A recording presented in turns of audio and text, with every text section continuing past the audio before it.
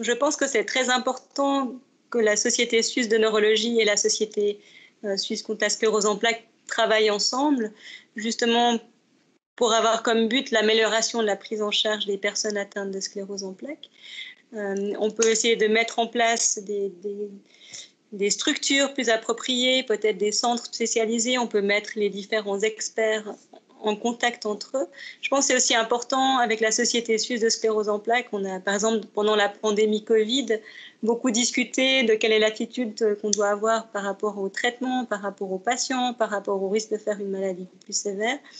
On a pu rédiger des directives ou des propositions et avec la Société suisse de sclérose en plaques, et puis on a pu les partager grâce à la Société de neurologie, suisse de neurologie, parce que la Société suisse de neurologie, bien sûr, elle a une envergure plus large puisqu'elle va toucher tous les neurologues en Suisse, autant les neurologues en pratique privée, les neurologues en milieu hospitalier.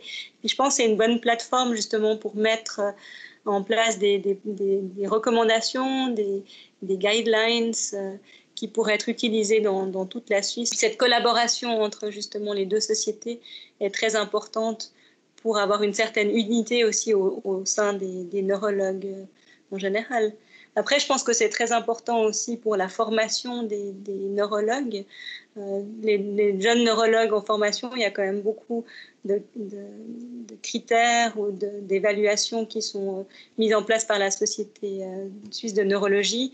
Donc c'est aussi important qu'on puisse, en tant que spécialiste de la sclérose en plaques, partager ces informations ou quels sont les points qui sont importants pour la formation de la génération future de neurologues.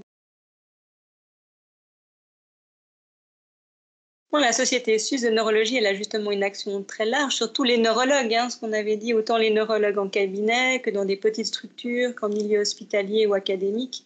Elle peut vraiment toucher tous les neurologues en Suisse. Elle peut aussi avoir le rôle dans la formation des neurologues, ça je pense que c'est vraiment très important. Et puis d'essayer de renforcer justement la neurologie en Suisse. Donc elle a cette visibilité plus globale par rapport à la neurologie en général.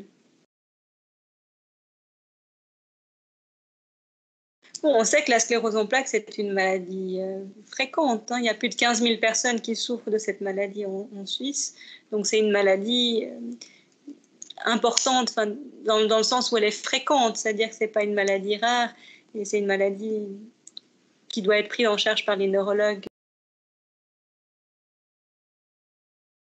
Bon, bien sûr, il y a le diagnostic avec tout le plateau technique de la radiologie, la biologie qui prend un rôle important. Il y a les traitements avec la biologie et la recherche fondamentale. Après, je pense qu'il y a aussi tout l'accompagnement qui vient à côté, l'encadrement par exemple par les infirmières. De plus en plus, on a des infirmières spécialisées dans la prise en charge de la sclérose en plaques. Il y a bien sûr la physiothérapie, l'ergothérapie, donc tout ce qui est la rééducation.